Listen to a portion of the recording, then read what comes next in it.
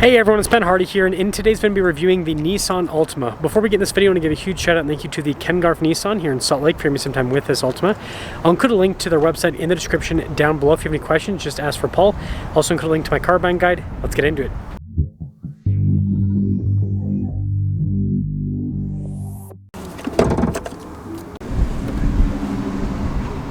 Under the hood, we have a 2.5 liter 4-cylinder that goes through a CVT. Fuel economy is 25 around town and then 34 on the highway, with power outputs being 182 horsepower and then 178 pound-feet of torque. And this version of the Altima is all-wheel drive. Now, before we move forward with this review, I do want to mention if you want to see more videos just like this, then I recommend you subscribe because I post content every single day. So starting with the front end, you guys can see here with all of the sharp lines. And then popping down below, pretty sharp looking headlight design too. Like the chrome trim that kind of slides down. Got the new Nissan logo front and center, blacked out grille, and then notice the trim there on the side is also blacked out. So yeah, overall, looking good. Now on the side here, our tire wheel setup is 235 by 40 by 19 in the front and over on the rear. And you can see here with the wheels, you've got the silver with the metallic gray. Got a little splash guard there behind that. You've got some chrome here on the door handles and then with the window trim as well. And then take a few steps back. There's a side profile. And this leads us to the key fob. We've got our lock and unlock function. We got the opening for the trunk remote start, and well, pop it open.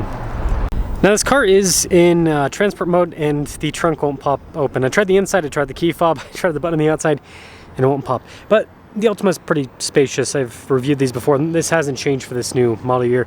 But anyways, you guys can see with the taillight design here, you got stuff like the all-wheel drive badge. I like the dual exhaust tips there at the bottom. I think it's pretty sharp looking with the parking sensors, but yeah, that's all for the rest of the rear. And popping inside, we've got this nice trim, and then also down below with all the stitching. And these seats are also really nice. Look at that. Soft touch all over. Pop in quickly. Legroom's pretty good. We've got some vents here in the back, some USB ports as well. Ooh, I didn't notice that the seats are actually perforated. It's fancy. And then headroom back here is pretty good. And then popping up front, you can see here with the soft touch. Look at that to the door handle, and then more soft touch down below. All of our window controls. Notice the driver one is automatic. Mirror adjustments. Quick look at the mirrors themselves. And then here's the front seat. Got your power adjustments there on the side. It's got the nice trim here and the wood trim as well. Got the trunk popper and then the steering assist too in that area.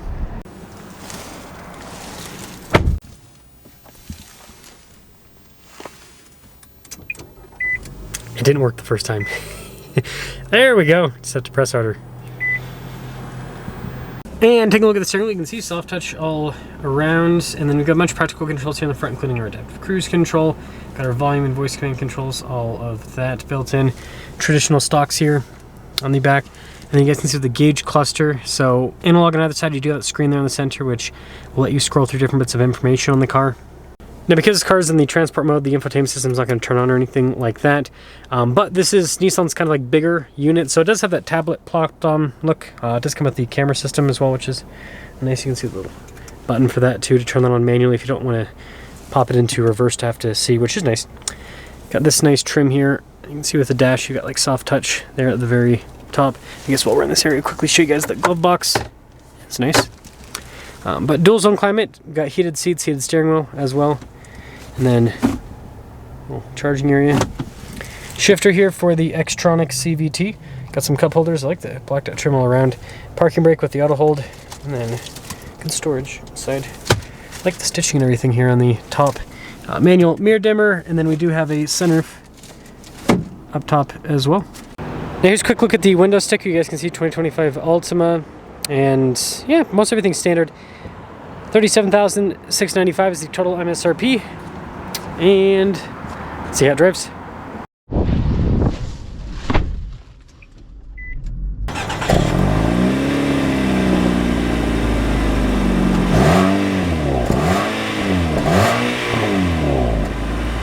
Let's talk about visibility before we set off.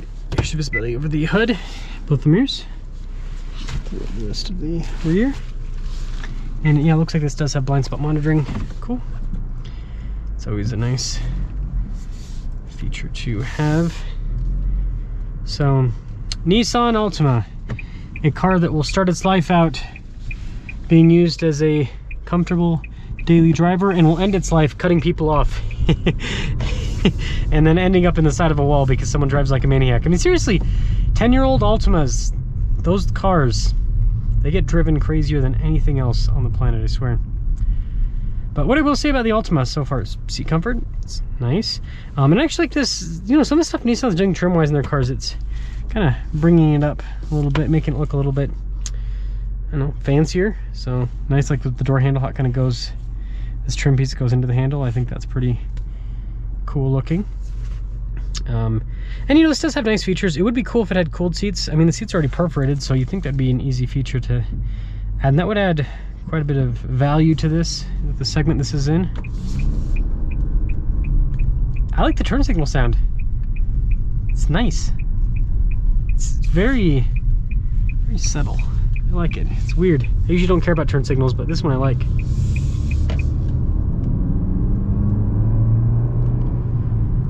Decent power. It'll be interesting to see how the Xtronic kind of performs. Shift, not shift, it's CVT, so it doesn't shift, but you guys get what I'm saying, the transitions.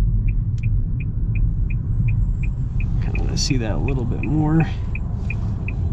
But I mean, I'll say so far it's pretty nice how this drives. Okay, so here we'll be able to see the transitions better.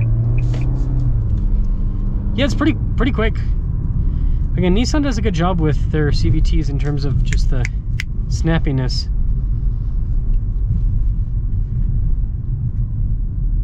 And the torque that this has, it's not massive, but I mean, it gets the job done. That's what I would say. So, that's a cool color on a 4Runner. I have never seen that before. Must be, I wonder if that is a factory color, if that's a wrap or something. That's very interesting looking. Yeah, the shove is strong. It's nice.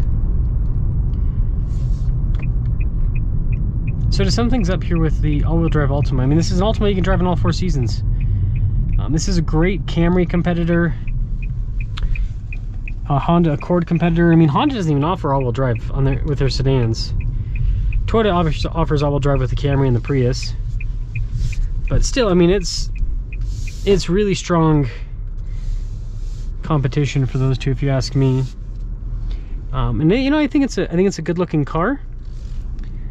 And it drives well, like the suspension and all that is pretty comfortable. It's got pretty good space.